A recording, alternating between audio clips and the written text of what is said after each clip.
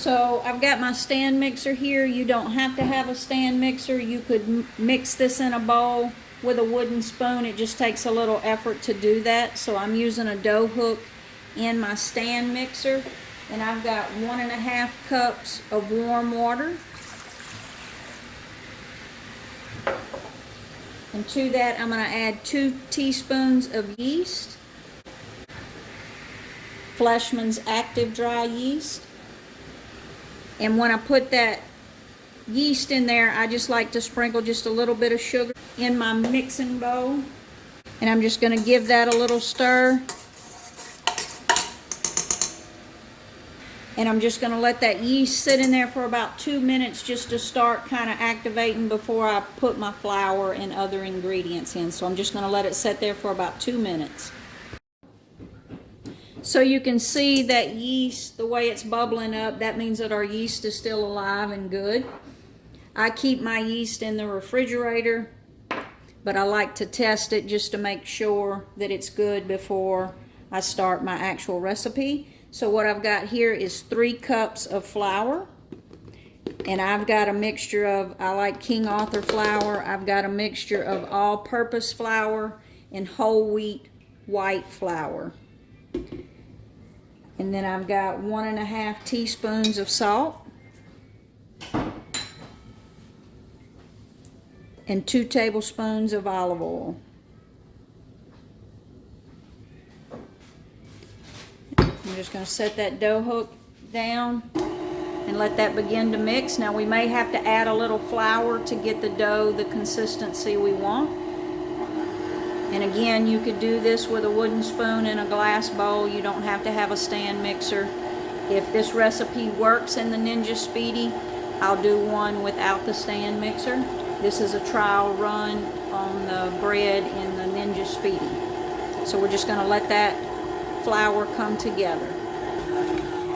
So you can see that mixer has brought that dough together, and I'm going to stop it.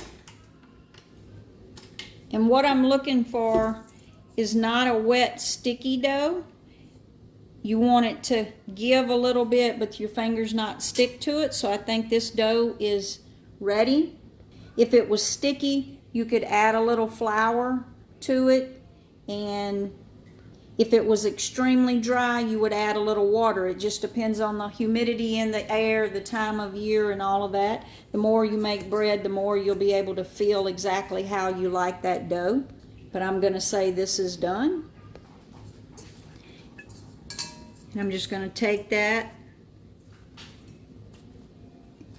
and just kind of knead it. You could do this on a counter with a little bit of flour and just knead it into a ball. And we're going to go to the Speedi. So I've got some parchment paper. I've got the rack in the bottom position, and I put a piece of parchment paper there. I'm going to put that dough right there, and we're going to close that lid. We're going to flip it up to rapid cooker. We're going to turn it on, and we're going to go all the way down to proof. I'm going to turn it on 95 degrees for 90 minutes.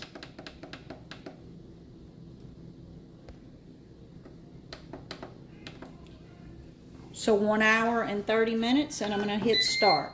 And we're just going to let that proof, and in 90 minutes we're going to come back to it and go to the next step. So that bread's been proofing and it's complete, so I'm going to pull the bread out of there, and I'm going to put 1/2 cup of water on the bottom.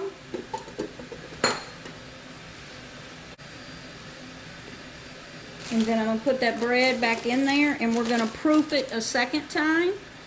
I'm going to take the loaf out of there, and I'm just going to fold it into a ball, get all of that air out of it, and just kind of fold it into a ball like so. We'll put it right back down in there, and we're going to let it proof again. I'm going to set it for 35 minutes. But we'll check it at 20. All I'm looking for is it to double in size before we bake it. So we're going to proof it again. We're going to check it in 20 minutes. So we've been proofing on the second proof almost 30 minutes. So we're going to go ahead and take a look. By looking at it, I think we're safe to go ahead and start baking now. You just see that it's almost doubled in size, and it's extremely hot here right now. We're experiencing some pretty high temperatures this summer. So when you do this, you may have to adjust your times depending on what time of the year it is, but I think we're good to go ahead and bake. So I'm going to close that lid.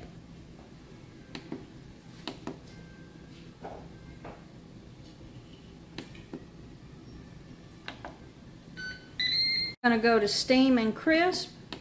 We're going to set it at 360 on the temperature, and on the time, I'm going to set it for 35 minutes, but I do believe it'll be done before then. I've got a thermometer. We'll keep an eye on it.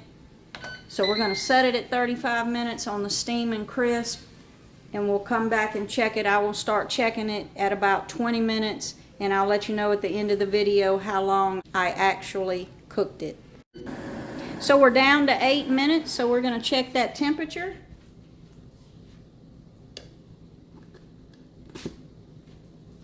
And see if we're done. And it looks like we are. We're going to take it out of the Speedi and let it rest on the cutting board, and we'll let it rest for about 30 minutes, and then we'll slice it up and see what we have. So it's been cooling on the cooling rack for about 30 minutes. We're going to take it and put it on a cutting board and slice it up to see how it looks.